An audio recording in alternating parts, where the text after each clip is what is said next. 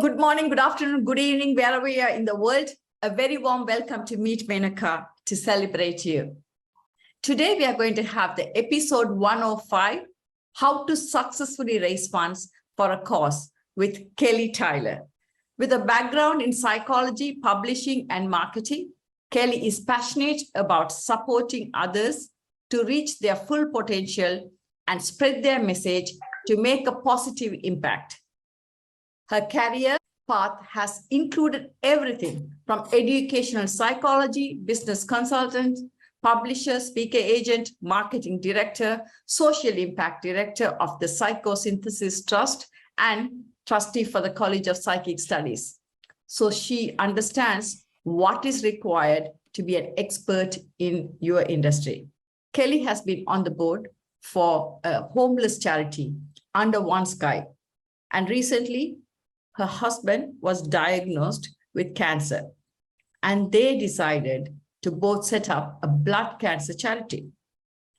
Her journey so far has highlighted her strengths in connecting individuals to key people of influence and creating systems and structures for marketing big visions of thought leaders and change agents, especially through her speaker agency, Stellar Speakers Limited, and consultancy Speaker Insight Limited. So firstly, I'm so glad to have you here, Kelly. A very warm welcome to you. Oh, bless you. It's fantastic to be part of your show. Having watched it grown, I'm now here. Yes, in fact, yeah, you have known me for quite a few years now. You've seen me from having absolutely nothing to now, outside dentistry. So yes, thank you.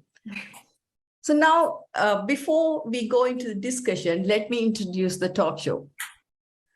Meet Menaca was launched with a mission of inspiring 1 million hearts and lives across the globe. It features experts in their respective fields and real people sharing real stories to create a positive social change. It's a vibrant 90-minute multicultural online talk show to celebrate each and every one of you. We would be delighted to have you join our show for a live stream airing every Sunday at 2 o'clock London time. There's an announcement. We do have a live event on the in-person event on the 3rd of December at 6 o'clock, and we will be sharing the details. So please reach out to any of our team or just drop an email, meet@menaca.co, and we will be able to give you further details about it, or any other social media handles. Please reach out to me by texting, and I can tell you the details as well. So hoping to see you, most of you there. Coming back to you, Kelly, as we suggested, we know each other for a long time. What prompted you to start fundraising? Most of us have a trigger or a purpose to form an organization. And tell us a bit about the different organizations that you're part of and the various fund activities you are involved in. Thank you. A few questions wrapped up in one. There is. Normally this part when people introduce themselves is quite simple, but I apologize because I have lots of hats that I wear. So I'll go succinctly through them and then gives you a bit of a taste, because there seems to be lots of healthcare people. I can see that because of people's doctors in front of their names, but you might have causes, as Menaca said, that are close to your heart that aren't related to what you do as a job. And I suppose that's really where my background comes. Some of the ways that I raise funds for are held post positions, and some of them are passion projects, as I would call them. So I suppose my fundraising journey started when I started to volunteer for a homeless charity, as you mentioned, Menaca, called Under One Sky, which I'm now a board member of. And I was giving my time up to support homeless people in a quite new initiative, which wasn't just about giving clothes and food, which is what we do, but it's mainly about that human connection and talking to people on the streets and being a voice for homeless people. So we actually got to know, we operated initially in the square mile, and now we are out every night of the week. We have over 800 volunteers, and we meet people and we have conversations and we get their opinions on various different things that the government are introducing or just what they want. And this was sparked, the fundraising side of things was sparked with that campaign with COVID. Because what happened is everybody was isolating, everything shut in London. And what we realized is that our homeless people were dying because there was no food, there was nowhere for them to access anything. There was no cash even given to them on the streets because nobody was out. And one of the horrific things is that they closed all public toilets.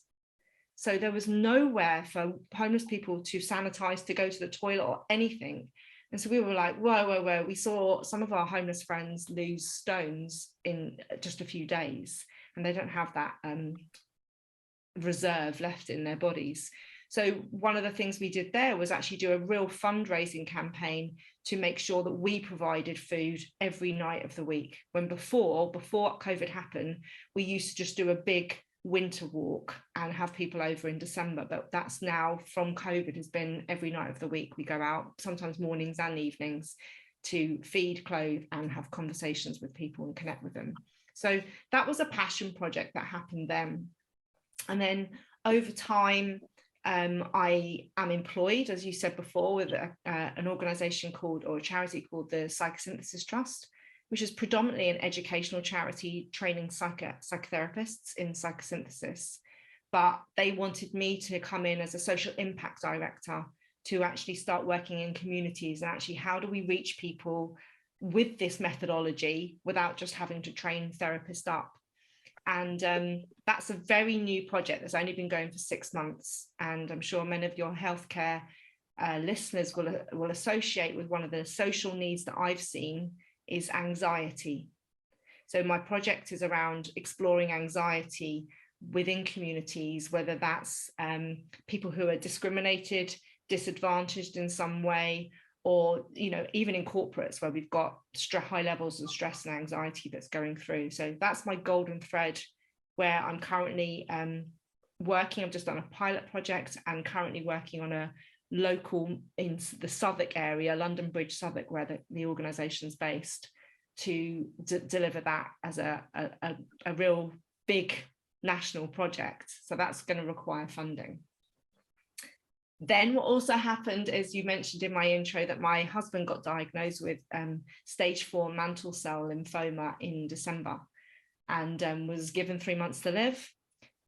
10 months on, he's still here and he's gone through a stem cell transplant and rounds of chemo, and he's in remission. So about a month after he got diagnosed, a few weeks after he got diagnosed with this condition, we were informed of a very new drug, some of you might know about it, called obinutuzumab, which is something which helps his type of cancer get into molecular remission by 15, increases the chance by 15%. So we were like, yep, let's have it, let's do it. But that was going to cost us £40,000, which we needed to find in a week. And now we haven't got just that kind of money just sitting around.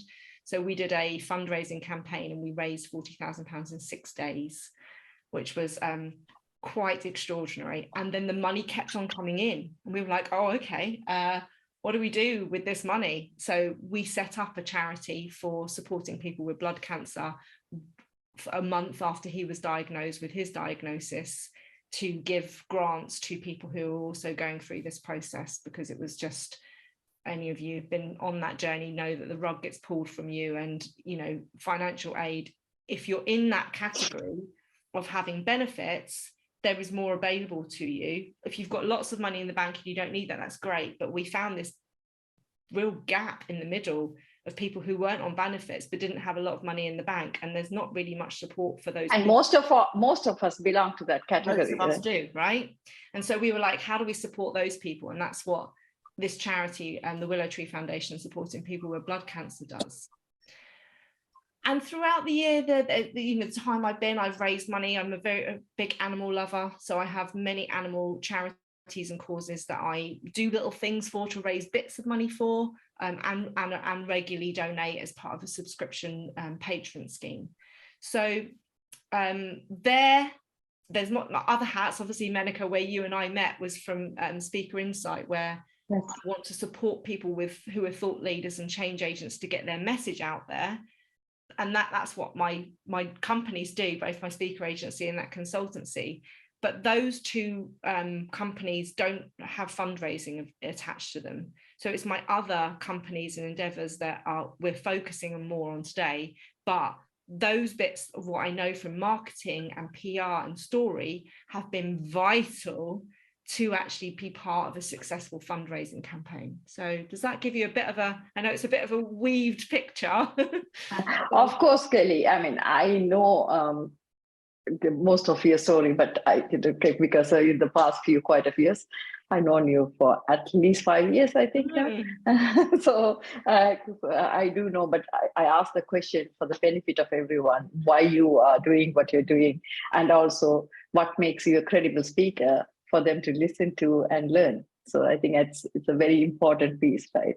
Yeah, and I think all of those companies, if I give you an understanding of the types of amounts of money that we've raised so far. So Under One Sky, the homeless charity, we've raised over about £350,000 to date. With the My Willow Tree Cancer Charity, we raised over £75,000 in the last 10 months. The trust is new, so we haven't raised sponsorship for that at the moment, even though we've got people that have donated. And I think that's another thing as well, what people who are, and please ask questions throughout either text or ask Menaca what you need from this call. But sometimes people don't just need funds. So there is successful fundraising, whether that's for resources or people. And I'm happy I've done that for some of these organizations as well, if that's something that people want to learn more about, as well as raising the funds. Thank you, Kelly, because after first hour, everyone will be given the opportunity to have an exclusive Q&A with you. So no getting away from that. Thank you so much, Kelly, because I think at least in this audience, the audience we have, a lot of people have causes, or either they're starting or beginning to think about it, as we gain wisdom to know that just going to work and coming back and sitting at home is not the only life we perhaps want to have. And particularly in our audience, we do, like you mentioned, we do have a lot of healthcare professionals. They are inertly service oriented. Of course. So I think it comes from there as well. I'm sure everyone is thinking, yes, I do have a passion project, or I am part of already a passion project, or even including ours, because it's an imposter syndrome, or we think, it is almost impossible. But you must have also started somewhere, right? What would you say for those kind of people who are thinking, should I join a charity or not really? Or is there really anything for me to contribute towards them? Or is it even possible? What would you say? We will go in depth afterwards, but I just want you to tell that. I think for people that are wanting, so as you just mentioned, Menaca, it's about aligning to your purpose and your passion. So that's the first thing to really get clear on, of why are you doing something? What does it mean to you? What's the impact that you want to have? Because a lot of these things are voluntary. So a lot of them will actually be more about your time and your dedication than you getting anything financially back. Even though when you do fundraising campaigns efficiently, most of them will involve some form of exchange for your time, and you can actually put your own expenses in there too if you're running a project. So the first of all is ask yourself why, who, and what's the impact that you want to make. And I think for me, this is why it's there's been new things that have come. Animals have always been a passion project all of my life since I was a kid. So that's always a given. I will give my time or give my money, and that just feeds my soul. Then there's other things, like for my husband, that was never on my radar before until I lived through this. So obviously we're all aware of cancer. It's like horrendous how it now affects 1 in 2. And you have an understanding, but you don't actually have a real empathy until you've firsthand experienced it. And so that then goes, okay, for me, my role in the Willow Tree Foundation, as well as fundraising, is actually being the voice of a carer. So I put together guides to help people who are going through a stem cell transplant, or what to pack in a chemo bag for someone that's going for chemotherapy, or what is it like to self-care for a carer while you're looking after somebody else. So I have a real purpose in that from a lived experience point of view. And similarly with the Psychosynthesis Trust, this is where I look at the world and go, God, anxiety is the next pandemic, really. When you look at how there's kids in school who are suffering from eco-anxiety and the cost of living crisis, and then health, and then pandemic, and it's just and. So I feel like there's something there where I'm like, how could I be of service to take the pressure off the healthcare system where people are relying on intervention, and actually try and work a little bit more on the prevention side and education and giving people free local resources. So that's the why. The why can come from an illustration of the why can come from different reasons, as long as you're clear on what those things are. And then start small, right? So we have people, my daughter, for example, she chose, before my husband got ill, she made her school, or her school got voted that the homeless charity was going to be their charity for the year. And throughout the year, she's done things like cake sales and entertainment things at school, and raised hundreds of pounds by doing small events. And they make a big difference. With the Willow Tree Foundation, we have people there who run the marathon. We've just had the marathon recently, or Wimbledon marathon. And so local events that they can get part of and behind, that are one-off injections of cash, where you feel like you're supporting somebody, you are supporting someone, but you're not having to commit regularly, whether that's volunteering time or actually do it like I'm doing it as a role, as a profession. So things like bake sales, and you can see this with Macmillan and people like that all the time. It's really important to see what those are, and also to look at, I think the key to fundraising, for what I found, is looking as community and local based as possible. So things that are very global or national have less of an emotional connection. And I think what we were talking about, Menaca, before we went live, about the physical in person, I feel like community's lost its place, and we've become so digital that actually we don't know our neighbours, and we don't know our local groups, and we don't know the local resources. And if your organisation or fund or cause could actually work towards building that more communication, one, you've got more of a story to tell. Two, people feel more bought in. And three, from what I'm applying for at the moment from funding, they're looking for community initiatives. That's really where a lot of funding is going, because I mean, I think COVID for us showed this, about how key community is. We've now got a WhatsApp group for my street, and even after we were giving the old people and getting their shopping, we're still continuing with that. We're still checking in on people, and we have street parties, and we do that. We didn't do that before. And I think that's something which definitely here in the UK, I feel like we're so disconnected as a community, that I see some nodding here, I see some nodding, that I feel like, whether it's even just the family fun park run, these are things that get people together. And if you can do that and raise money at the same time, it's like a win-win scenario. So, start small, get connected to your why, start small by giving a bit of time or giving a bit of focus to your own cause, or to a cause that you feel close to. And then what happens, like with the Under One Sky as an example for me, that became a natural progression to just volunteering to ending up on the steering group. Because for me, I wear very much of a marketing hat on that steering group. So I bring that resource to the organisation and actually input more about those skills, which is more valuable for them than me just being a volunteer on the streets. So you can actually do it that way, or do what I've done as well, and jump in and set your own thing up. Sure. And when you do set your own thing up from a funding point of view, I would say that GoFundMe campaigns are great. That's how we've raised over £75,000 for the willow tree, first of all, and that 40 grand in 6 days. It's all just through a very simple GoFundMe campaign in our local network.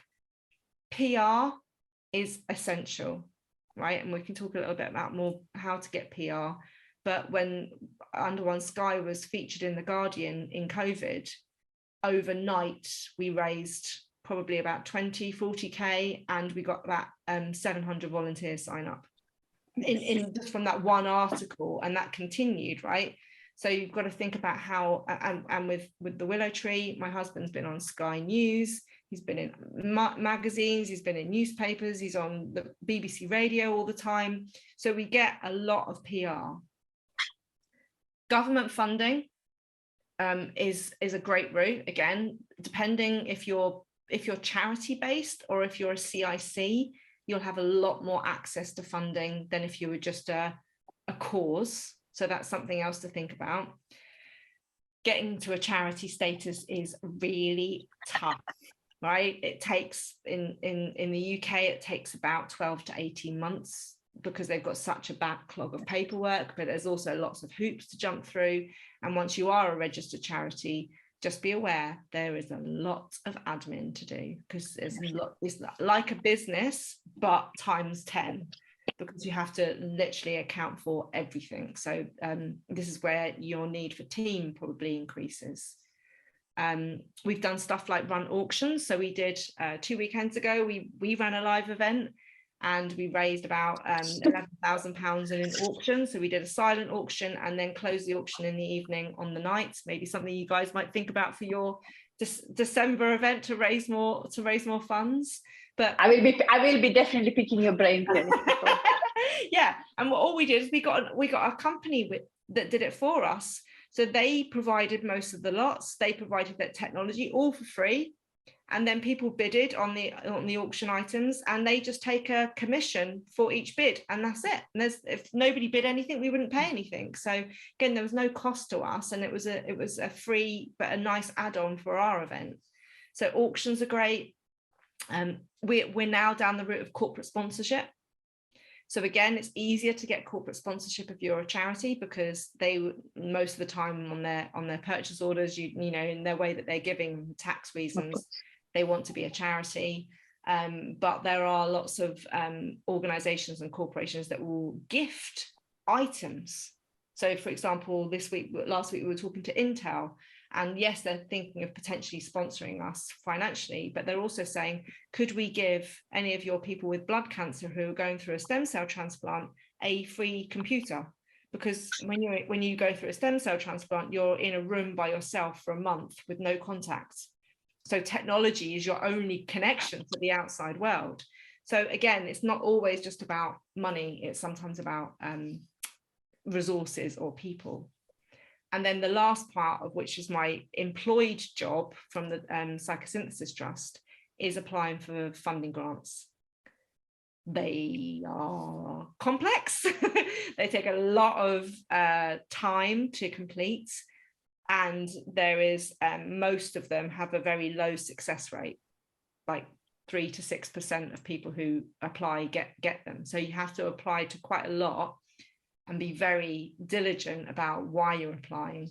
And I can talk about a little bit of those criteria as well. Yes, of course. And we both can talk. So I know that I have to be mindful of the time. I really resonated with what you said.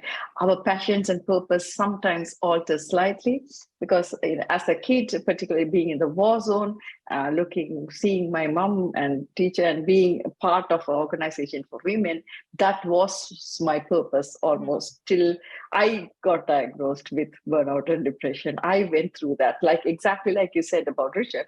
It's when you go through that, the difficulties, the barriers, the emotional support you need, and why can't we prevent it rather than focusing on managing and curing it, right?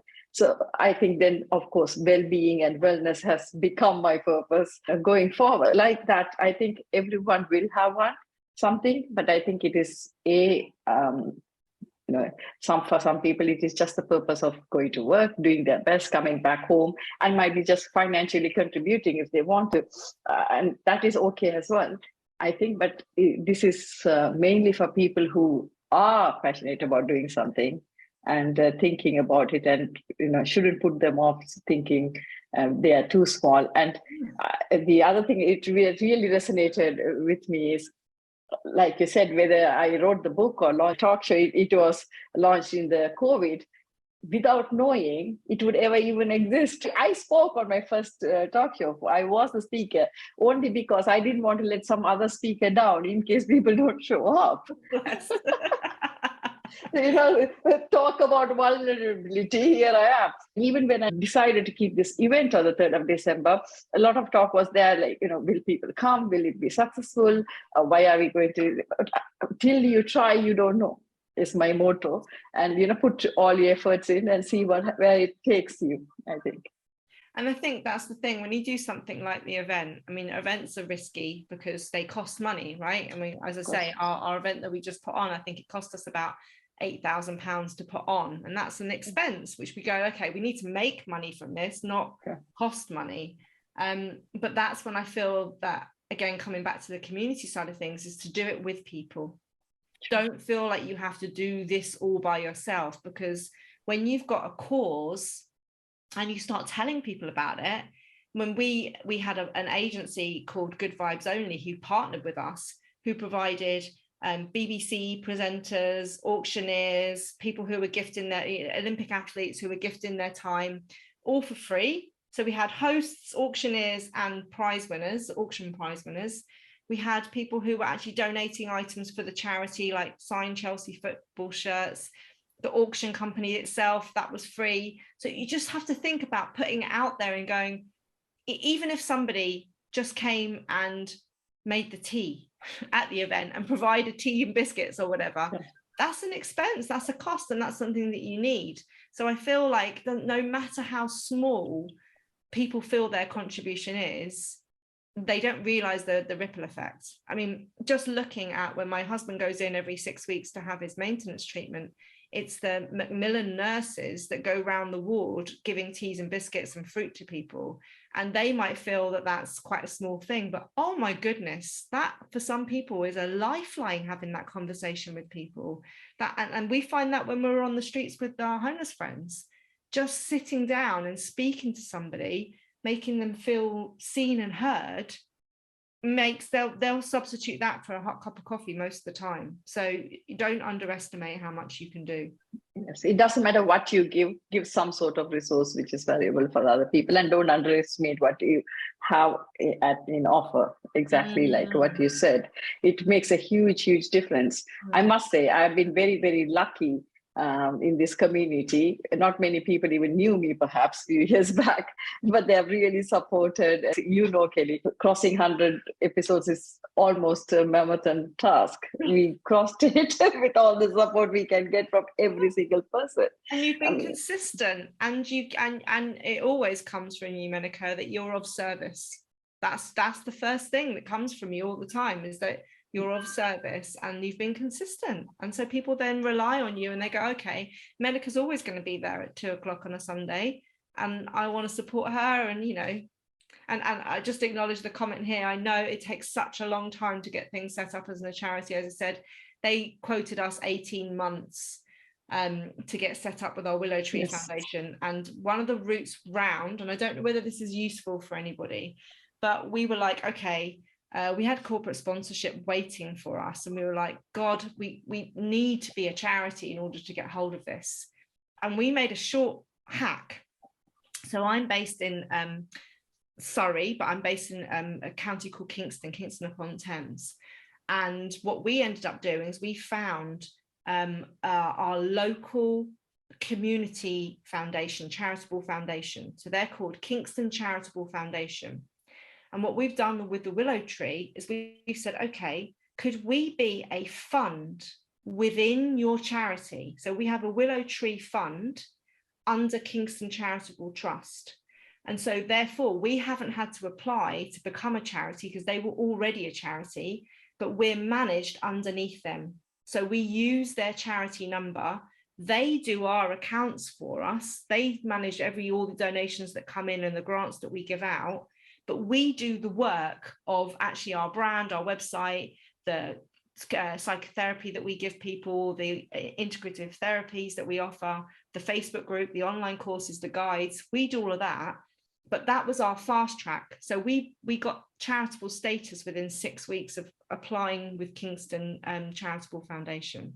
So that might be something, if you feel like you want to do this, then look at your local charitable foundations and see if your organization can become a fund within them. Thank you, Kelly. It's an important thing, because even for us, we were thinking of a charity, and then we just, as a non-profit, we stopgap, really. So we said, okay, fine, let's at least start somewhere rather than not having anything. Of course. So that's how. And another way that we've set it up with Under One Sky is we have a limited company, and we have a charity, and we have a purpose lock. So that means that because lots of people don't like giving money to charities, and then that money goes on paying the staff, even though you need to, it's a business, right? Or marketing, or whatever it is. So what we do with Under One Sky is we put all of our business costs through our limited company, and then anything that's raised through fundraising goes straight to the charity, and we have trustees that look at both of them. But none of the money can be spent for this limited company without this mission purpose lock. So it's another way of charity setting up from a business structure that allows you to grow and also honor your end users as well. So it's another way of doing it. But that's taken us 2 years to get to charitable status for our homeless charity. You have given us so much of wisdom, and of course, different methods of fundraising. I know you have been very successful at different methodology, as you have said it yourself now.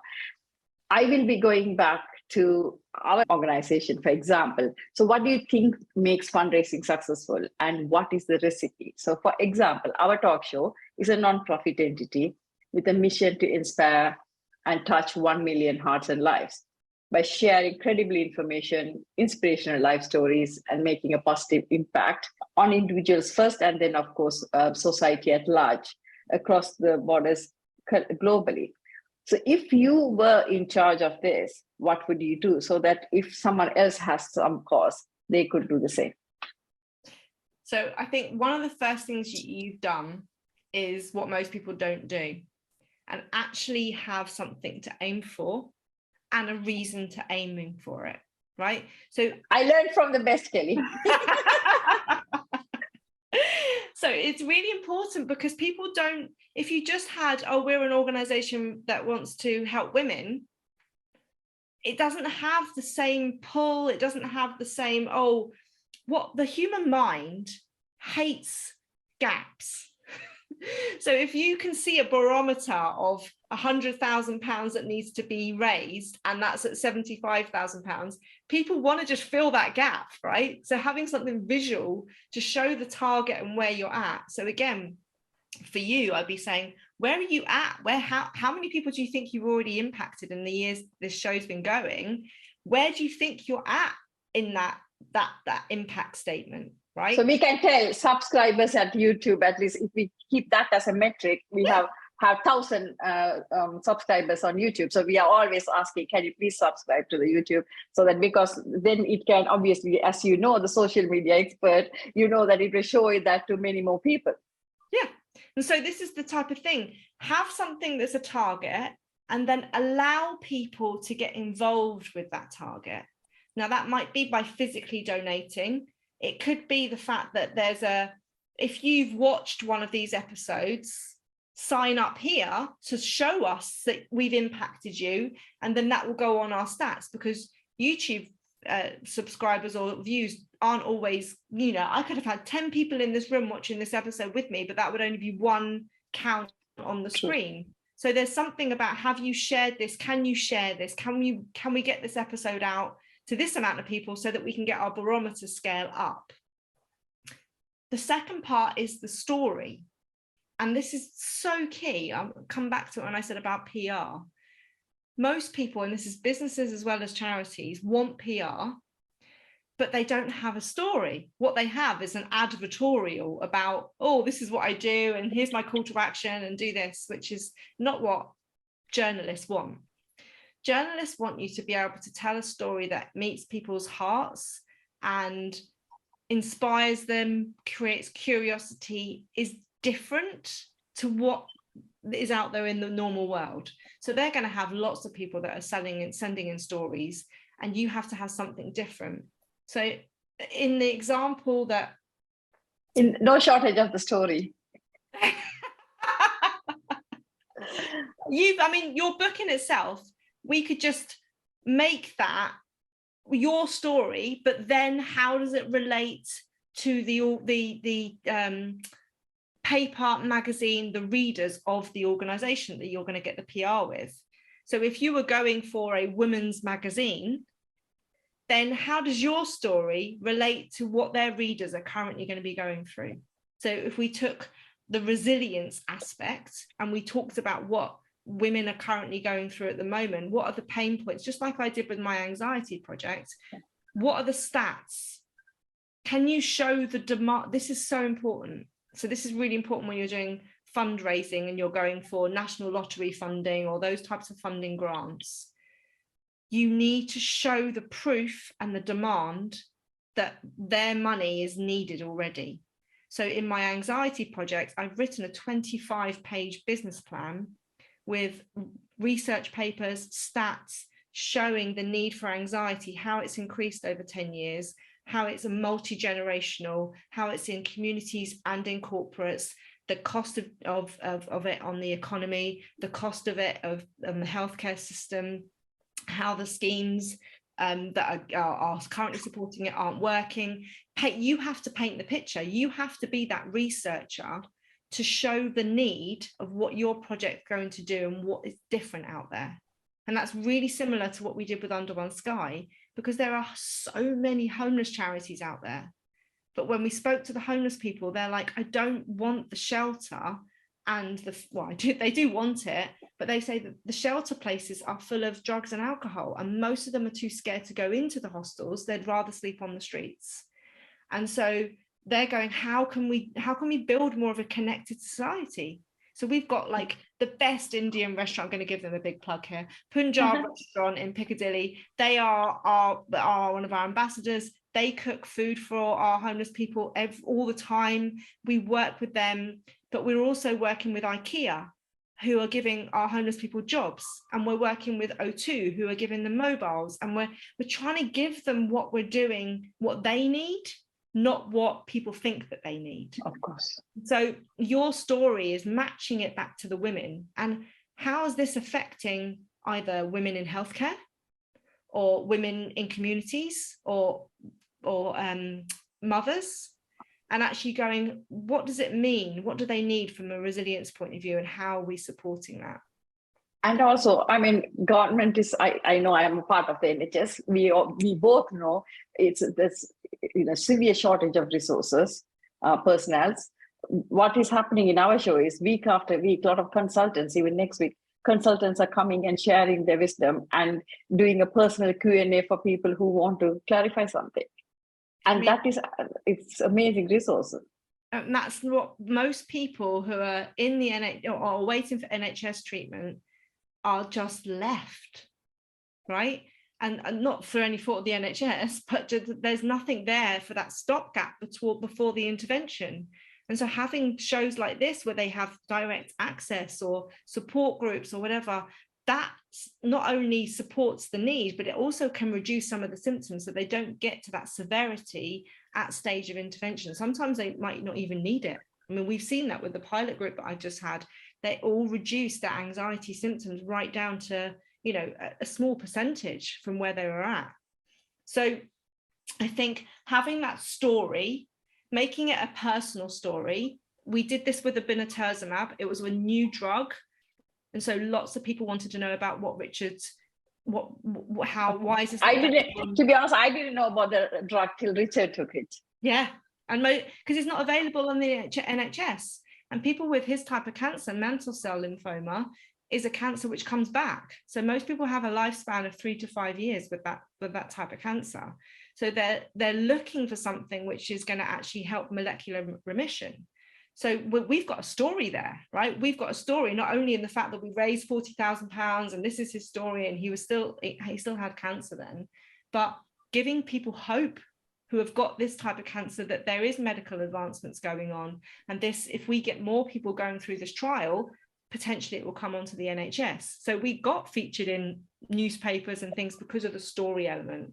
But don't just make it a story about you. Make it a story about the person's readership and how those two connect. Does that make sense? Yes. So proof of demand, do your research. If you're going for any government funding or funding grants, you need to show them that there is a demand for what your cause is actually supplying.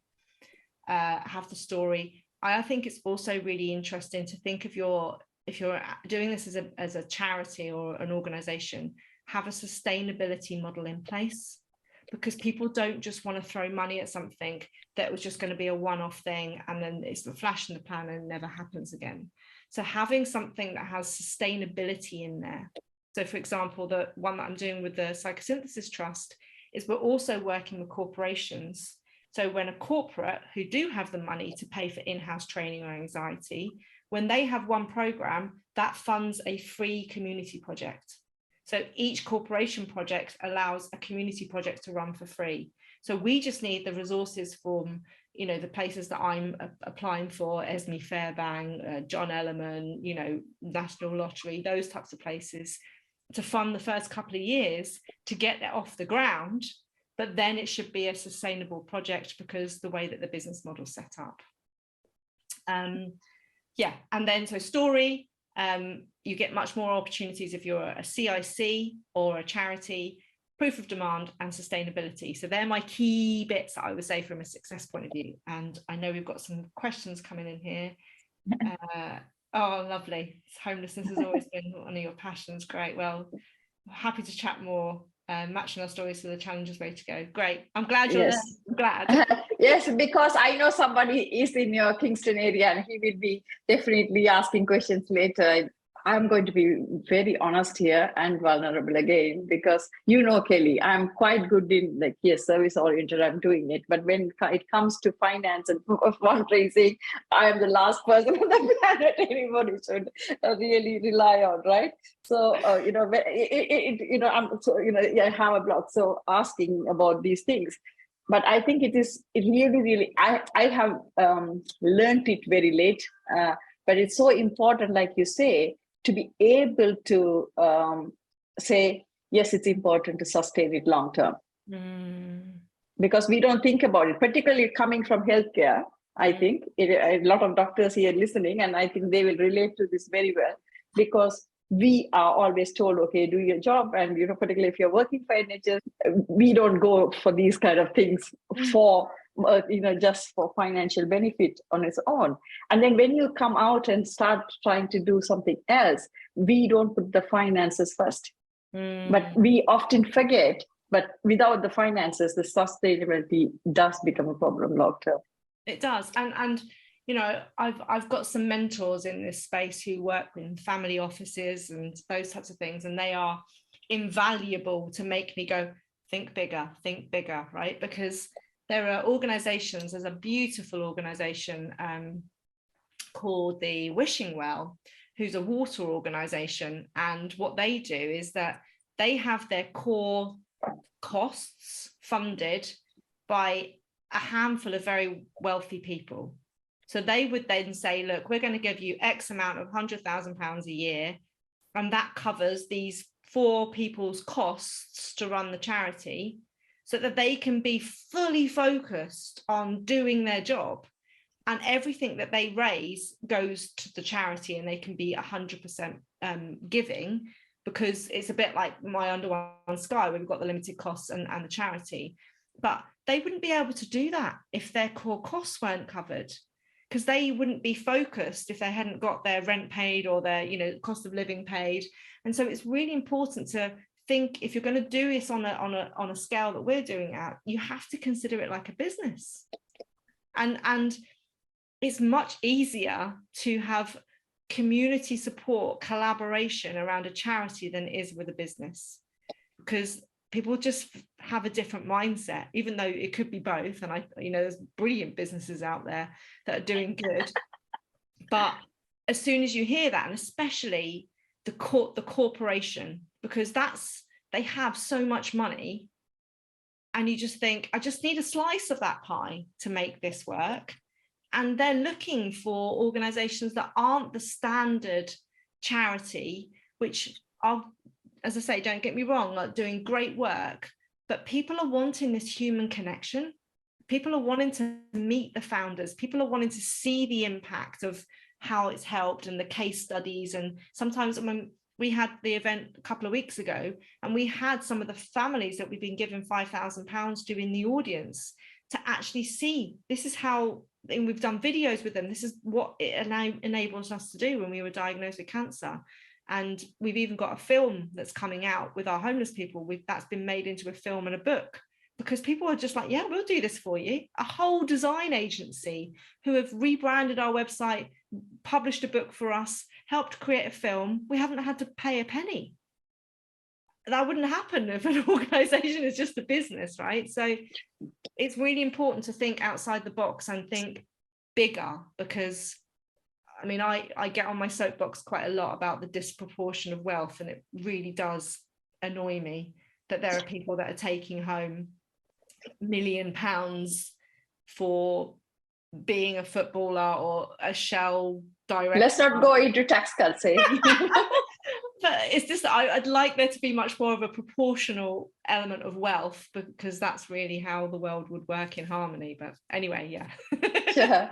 Thank you, Kelly. But one thing you do beautifully is, I think, even like I posted my book to you for the event, right? Because you asked, and that's another thing I had to overcome, because I'm pretty good in doing things or wanting to do things and consistency. But the issue is asking for help. When you put the message in our group saying, okay, I'm doing this event for this particular cause, will any one of you be able to give me a book or a coaching session or something like that? I was more than willing to do it. And then you did come back and tell me, yeah, by the way, the lady who got your book was really over the moon and she really needed it. And I think that is also an important part. It's a huge part. It's a lesson in life, Menaca, right? Not just in business or in charity. True. Because especially, I think in the Western culture, asking for help is seen as a weakness. And I believe that is one of the biggest strengths that we have, that if you did that, it shows that let me just caveat that. It's about giving as well as receiving. So there are people that ask, drain, vampire energy, right? And you just go, I don't want to go near that person because I just know that they're just going to want something, which is a completely different energy to actually giving and having goodwill and having money in the bank with people, to then go, oh, she's always there for me, I'm going to be there for her. And it doesn't just need to be a funding point of view. This is just the way that exchange of energy works. And I feel that if we were everyone was much more open to giving and receiving, things would work a lot more effectively. It's basic nature laws and principles, right? That if you look at nature, they give and take between trees and animals and weather, and it's just natural. It's I shouldn't ask for that. It's just how it works in harmony. But I think, and for those doctors, it's about inhalation and exhalation, right? If you imagine if you had to breathe out all the time without taking the much needed oxygen in, and I had to remind myself as well once in a while. Yeah, there you go. It's the exchange of carbon dioxide and oxygen. They can't really, both of them are quite toxic without the other. So it's a really good example. But I think it's easier for people to ask when there's a cause, right? Because it feels like it's outside of you, it's bigger than you, it's something which isn't just about you. And I think that makes it a lot easier for people because it feels of service. So again, it was really hard. I mean, I ask for things a lot of the time as you say, Menaca, in our community, because I'm always there for other people. So I don't have that. I didn't think I had that block until we needed to find £40,000 in a week. And I've never asked for money before. I've asked for things, but I've never asked for money in that. Join the club. From a personal point of view, right? This money is going to go straight into us. And it was astounding, right? That I mean, okay, if somebody knows Richard, and this was to save his life, he's very giving. He's very, very giving. Very giving, yeah, and he's been that all of his life. So again, this is a bit like that goodwill. But people were willing to go. We'd never met them. Can I walk your dog? Can I cook your meals? Can I give you bone marrow? You know, some of them we'd never met because of the story and because of other people's contacts and because they've had oh, my dad had blood cancer and I know, you know, that type of thing. So that's why the story is so important to tell about why you're doing it, how, and also the impact. So out of all those women that you're helping, Menaca, what's the impact? What's the impact? Is well-being. Well-being for the individual, well-being individual and the society. Yeah, people around them. People, like exactly like you said, it's not easy on people around them as family and friends either. And then the society at large, everyone gets affected. People don't understand, you know, it is a ripple effect, you know, domino effect. 100%. We talk about ripple effect often for the good things, but we very rarely talk about the domino effect, what will happen if we don't do it. I know, and that's what we need to focus on, because that's what urges people into action. The only reason people are taking more action around climate control at the moment is because of what's been said about we don't have many years left to even if we have that, to reverse it. So people take it a lot more seriously and it's not about being doom or gloom, but people don't take action until it's a priority for them, until you can make it real for them and consequential as well as inspiring. I think it's our duty to tell them that. And it's really similar. Your journey, Menaca, you've got individual women in society, and then all of the people we've got on the call here who are in healthcare, they're stressed to high heaven. 50% of them, according to the latest figures. Right. And so even you're in the group, but we're in. Chitra, who's also a doctor, put the post up a couple of weeks ago about the doctor that committed suicide. Because one in three GPs, the new GPs, are trying to work only part-time because of the stress. See, so you can see here continuation. So wherever this show makes that impact, it's looking at the whole.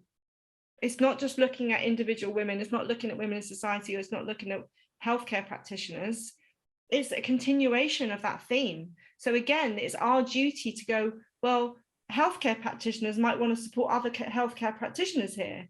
Parents group might want to support here, individual. So you can come in at different angles if you break it down about how your cause is supporting the end user. Thank you so much, Kerry. It's so important because even the WHO this time, Mental Health Awareness Day tomorrow on the 10th of October, and even they have brought these guidelines and well-being at work as well now, which is very much in line for people who are working in the NHS and healthcare professions. I think so. Would it be useful if I share some resources for some of your? Of course, I was about to ask.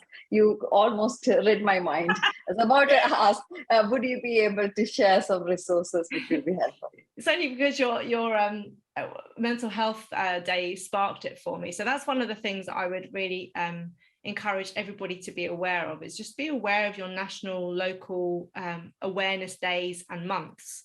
So for example, last month for us was National Blood Cancer Awareness Month, which is why we held our event. We've done posts, we were on radio all the time, because that was something we can get hold of and actually get behind. Not that we wouldn't do it throughout the year, but there's more of a platform for you there and more PR opportunities. Tomorrow is also World Homeless Day. So we've got stuff going on for tomorrow. So look, it's very easy to find what national days are. Unfortunately, there's national days for everything, National Pajama Day, and it's not just like causes and fundraising. So you might be interested in some of that. Look for opportunities. Just keep your ears and eyes open all the time. It was only as I was driving down the A3 the other day, I saw a big campaign for the Make Some Noise campaign. I don't know if any of you are aware of that, but local radio stations, Magic and Capital FM and that, are actually shouting about local charities, small charities. So makesomenoise.com, I think it is. You can register your charity on there. I think you have to be under £1 million turnover. And then they'll do things like shout outs. You come on the radio. So just be aware of opportunities that you can get behind.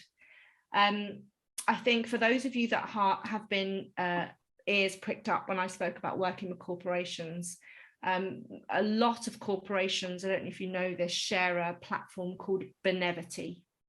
And Benevity is somewhere where if you are a charity or a CIC, you can upload your cause, and then the employees of many corporations will scroll through and look about who they want to donate with, and they just donate directly from that. But you become more of a directory of charities that have been approved by Benevity that then corporations will use to back. So get your cause uploaded onto places like that, and do some work with your own organizations. So people that you might know in your network that work in corporations, ask people, have they got a charity that they give to? Is there a theme like mental health that they are interested in? Is there something that you could do and come in and give a talk to that organization in exchange for funds, and doing it that way? So there's lots of opportunities with corporations. For those of you who want to start applying for funding, so grants, one of the best platforms to start looking, I think, is something called Grant Nav. So Grant Nav, I think it's .org. You will type in a keyword of what you're looking for, so mental health, and maybe in an area, as I said, community focus is quite key. And actually it will come up with all the current grants that are available in the UK to do with your keyword, and then you can start applying. Thank you. And then you can start applying and looking for grants that are available, because there are so many. So go back to what I said before about being really specific about the demand, your cause, sustainability, your impact. Have you proven this model before? All of that. But these are the ways to actually find out the grants. And then I would say the final one, for those of you who think, actually, I need people rather than money at the moment. I need people to do stuff. I need someone to do my social media, or I need someone to do my accounts. I need whatever. And there's a great site called wearematchable.com.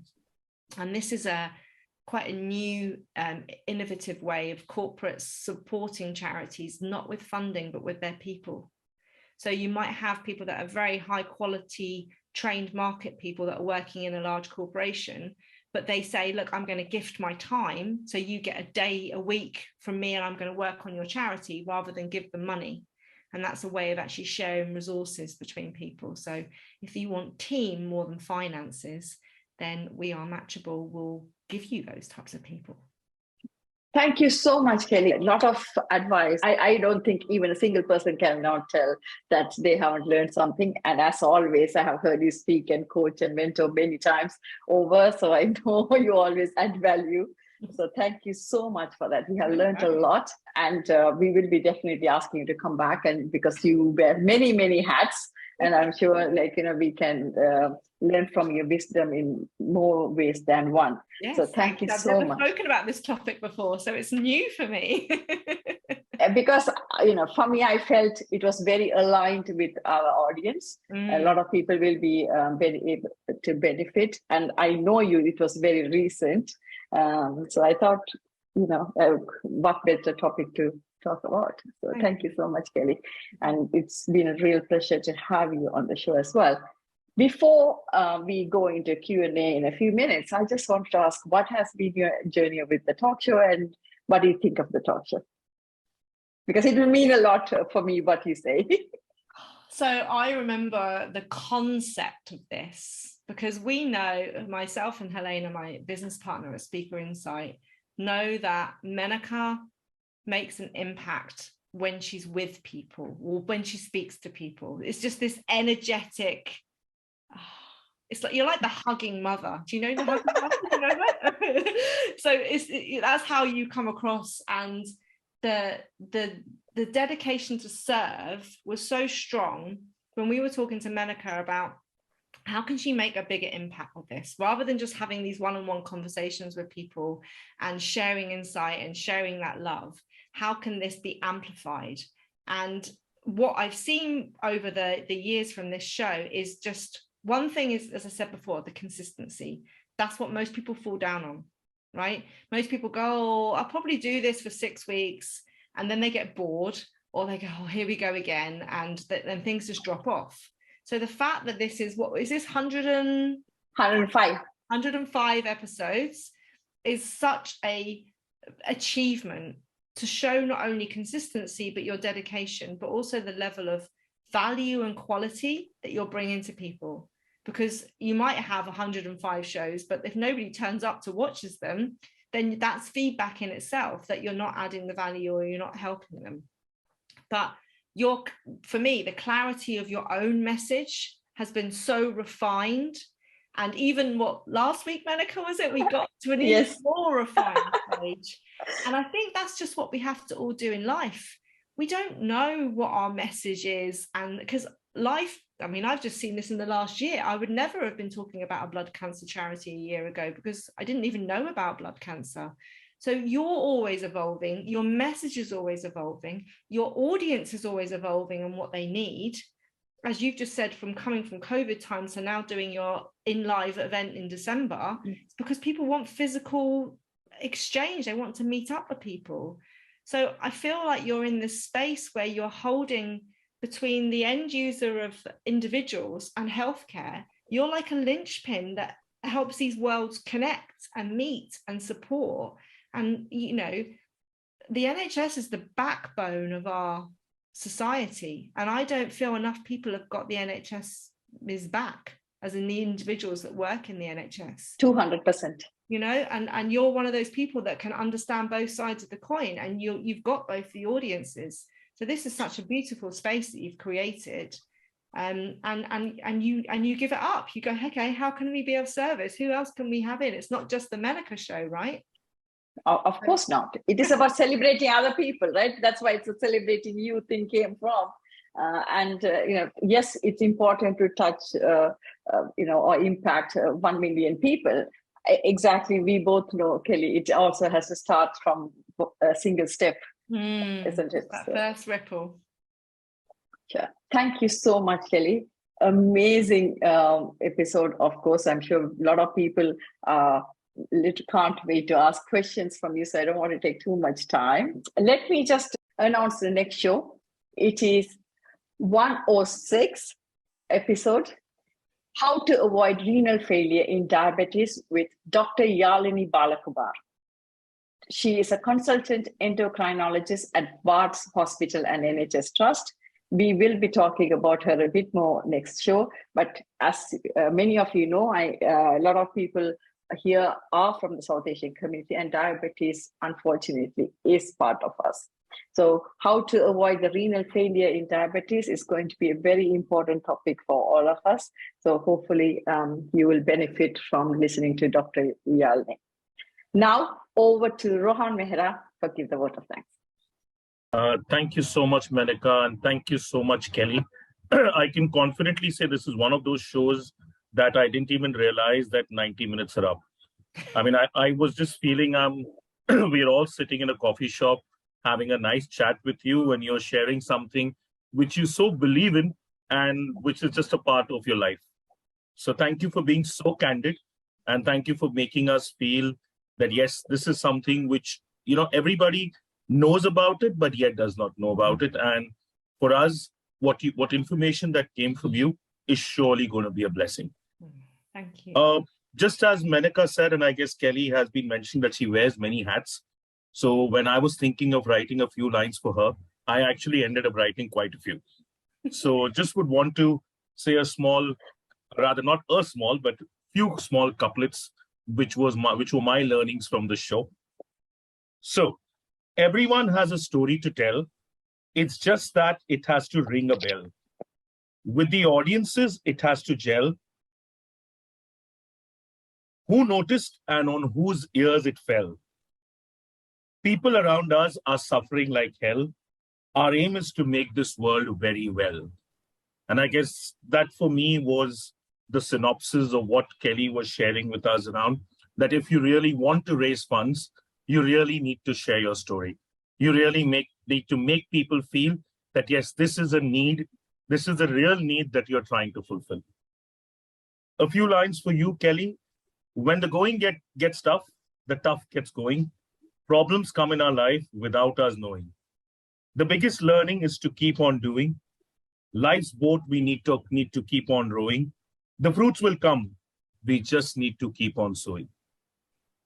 Thank you so much, Kelly, once again. It was a pleasure listening to you and quite a few learnings. I have like 2 pages full of learnings already and would love to have you again on the show. Thank you so much, the audiences, for being here. Without you, as we always say, it's celebrating you. So without you, this show is incomplete. And you come episode after episode that I guess centuries seem too less. So thank you once again for coming on this day and spending your precious time with all of us. And with the hope and prayer that to see you all again and many more in the shows to come. Thank you so much, everybody, once again. Good night. What a talent, man. What a talent. Oh, tell me about it, Kelly. Like every time, I should ask Rohan to come and, say some couplets all the time. He is like, me and Rohan met in a Toastmaster because he was the president and I was the education. Rohan pushed me to take up that role, actually. And that's how we met. And, now he has gone back to India, but we have maintained that friendship and he was one of the founder members of the show.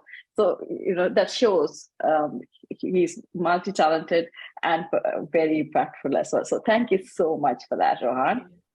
Awesome. Yeah, echoing that thought of Rohan, yes, Kelly, we have learned a lot personally, and I'm sure each and every audience and people who are going to be listening to you in YouTube will also benefit hugely. So thank you so much once again. And, it's been a blessing to know you for so long.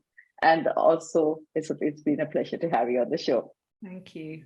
People who are on the Zoom, please hold on. And for people who are on Facebook listening to us, next time, same place, same time, it will be how to avoid renal failure in diabetes with Dr. Yalini Balakumar. So hoping you will listen and learn and benefit from that. The next announcement is we do have an in-person live event on the 3rd of December. So please wear your party dresses, Sunday best, for however you want to call it, and come. It's for a great cause. Listening to Kelly, I'm sure you have understood how important it is to come and support and create a community of change makers and make an impact yourself. So thank you so much for all the help and guidance and support you have offered to us all this time, and can't wait to see you all in person, at least people who are in the UK. I know 2 people outside the UK are planning to fly in for that. So, I'm super thrilled for that as well. So thank you so much for all of you for the support. Please do subscribe to our YouTube channel, because at this moment, that's the only way we are spreading our messages so that other people also can benefit. So thank you so much. Until we see you same time, same place next week, stay safe, be happy, and keep smiling.